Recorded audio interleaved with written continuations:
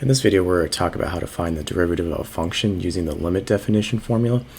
As you can see here, the formula is similar to the last video where we used this formula to find the slope of a tangent line. We're essentially going to use the same thing, but in this case, we had to plug these values into our function, or our function into this formula. One thing on notation, if we have like a y is equal to a function of x, we can write our derivative as f prime of x, and that's also equal to y prime. And then you can also break that down further to dy over dx, which just means the derivative of y in regards to x, or the derivative of our function in regards of x. So if we take a look up here, we can see our function of x over 2x plus 5. Like what we did before, we're going to have to plug this x plus h value into our x value in our function, and then we'll subtract it by the entire function since it's minus f of x, which this entire function is f of x, and then we just divide that over h. So let's go ahead and start doing that. So we'll have f prime of x, which is the derivative of our function, and our limit value there. And then we'll go ahead and just write 6 over 2 times, like we said, we're going to plug this x plus h value for our x value in our function. So x plus h plus 5. And then we're going to subtract that with the entire function, f of x here. So that's 6 over 2x plus 5.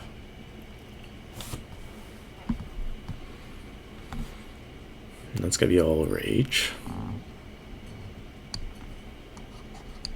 then we can go ahead and distribute this 2 into this parentheses here. So that gives us 6 over 2x plus 2h plus 5 minus 6 over 2x plus 5. And we have that over h. So as you can see here, we have a complex fraction. We can kind of just try to clean up this numerator first before worrying about our denominator with this complex fraction. So what we're going to do is we're going to identify our least common denominator, or LCD, which in this case is going to be 2x plus 2h plus 5, and then 2x plus 5. So our LCD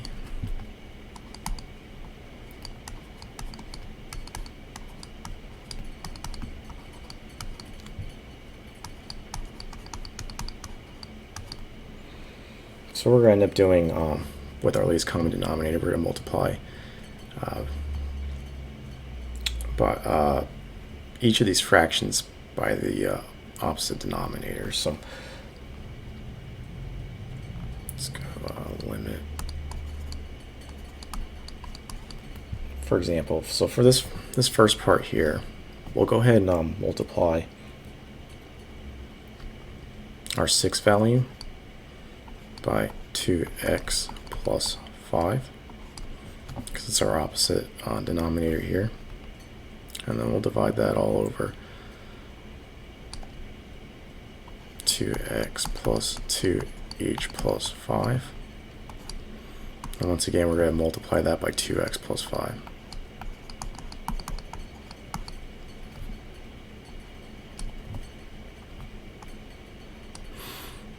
And then for our second fraction here, we'll have a 6, and then we'll multiply it by this denominator.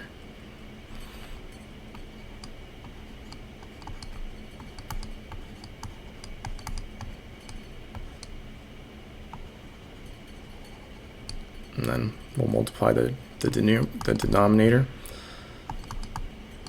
by the same value.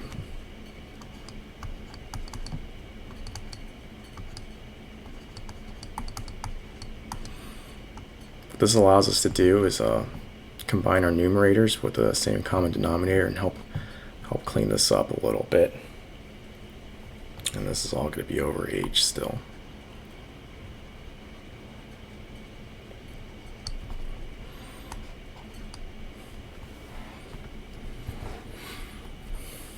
So we'll go ahead and distribute the top and then combine it over our common denominator.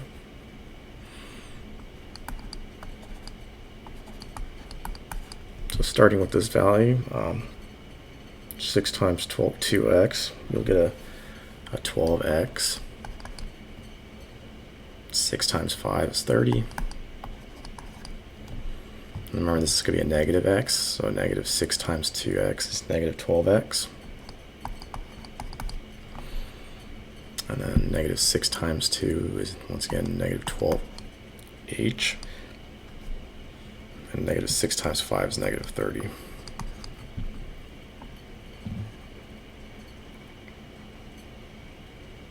I'll put this over our common denominators, which is 2x plus 2h plus 5. 2x plus 5. I mean, let's go ahead and start reducing some of this down so these cancel. And then our x values cancel here. This is all over h still. So we end up getting is negative 12h over our common denominators. Our common denominator, least common denominator, plus 5. 2x plus 5.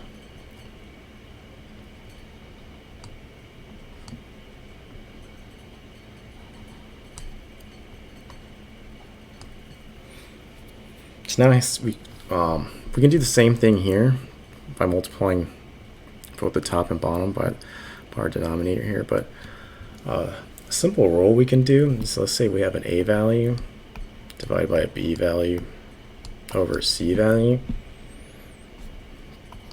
That's equal to a as your numerator, and then you can just multiply out b times c. So in that case, we'll just drop this denominator to our denominator here with h.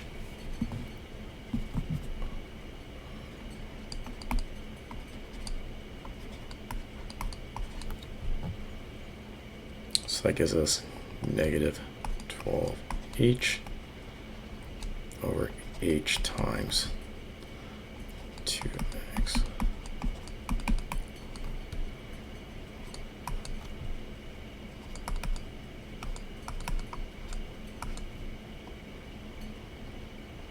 So now you can see we can cancel our h's out.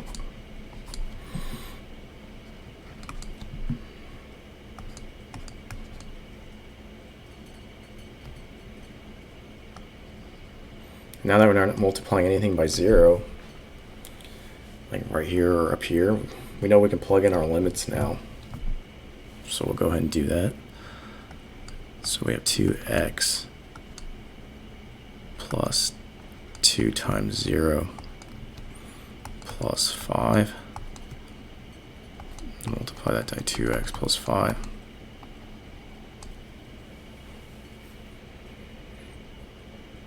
And then once all said and done, we have this cancels, so we have 2x plus 5 as 2 terms. So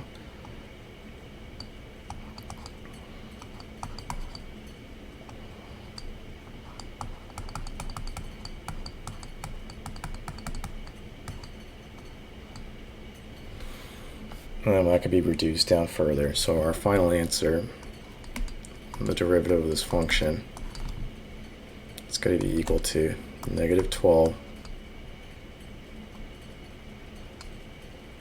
over 2x plus 5 squared.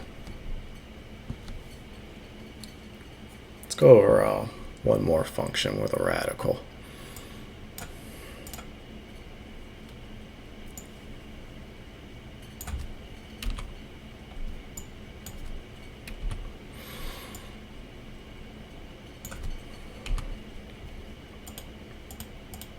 Alright. Let's say that we have a function of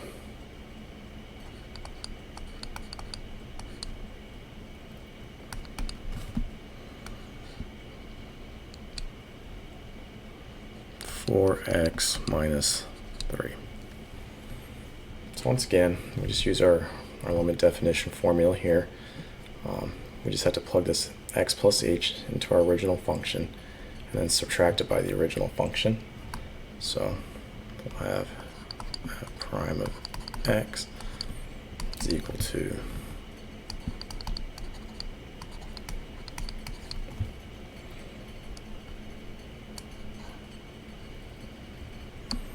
so that's going to be 4 times x plus h minus 3. And then subtract that by the actual function. So it's minus 4x minus 3. And that's going to be all over h. So like we've done before, we have a radical in our numerator, so we know that we have to take the conjugate value of that. So I'm going to distribute this first before doing that. So we'll go ahead and do that down here.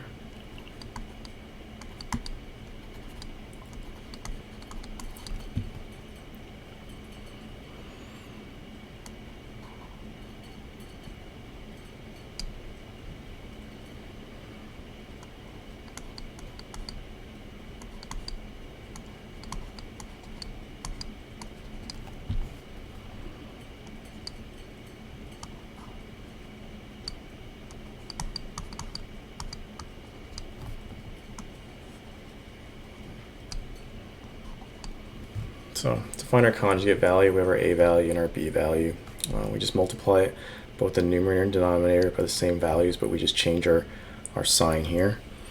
So we multiply both the top and bottom by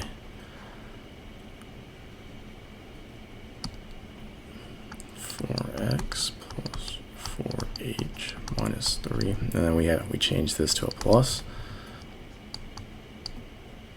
And then 4x minus 3. And then we do that to the denominator as well.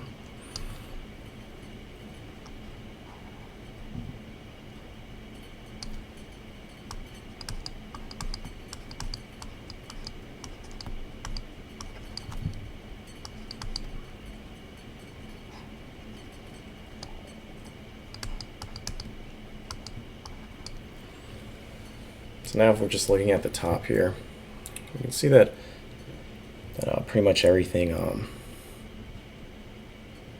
everything's both our radical signs are cancel out. And then when we distribute them, so we end up with a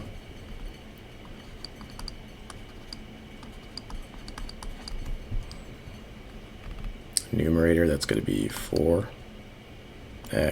plus 4h minus 3. And then it's going to be subtracting this value, minus 4x minus 3.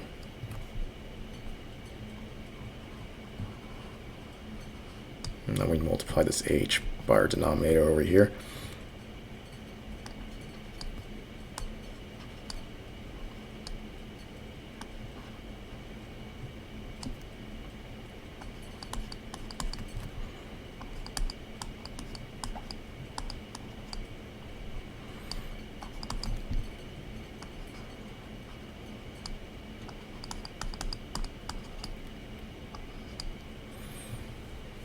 And we can go ahead and clean this top numerator up a little bit. So we'll know that our 4x's will cancel. And we have a negative 3 value here and a negative sign, plus another negative 3 value, so that makes it positive, so our 3's will cancel. And we end up getting 4h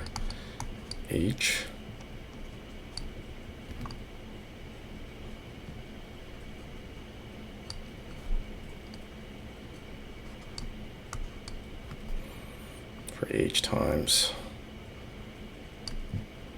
4x plus 4h minus 3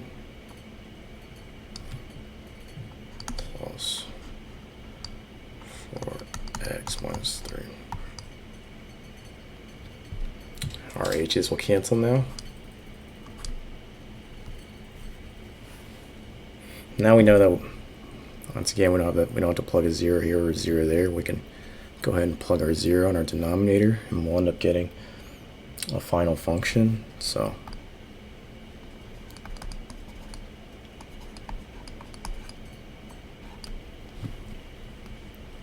we have 4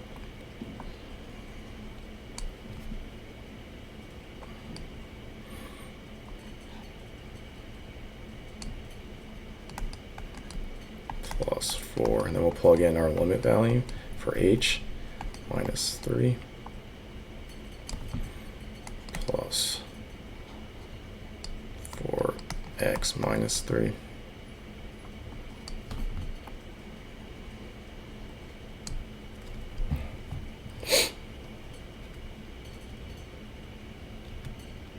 And then, as you see, when this cancels out, we'll have two values of 4x minus 3. So you can clean that up by writing 4. Since we have 2 of them, let me 2 radical 4x minus 3. Then we can reduce this down. That gives us a final answer of 2.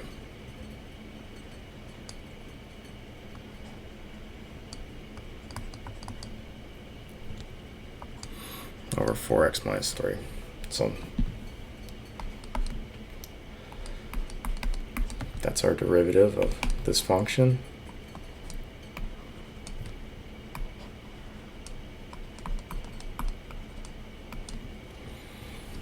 As you can see, like the last couple sections, the main thing is just making sure you plug these values in properly. The x plus h into your original function for any x values that you have up here, and then subtracting it by the entire function for this f of x value. And then we just use the algebra rules that we've been working on for the last few videos, so eventually you get a final function, which is your derivative of that function.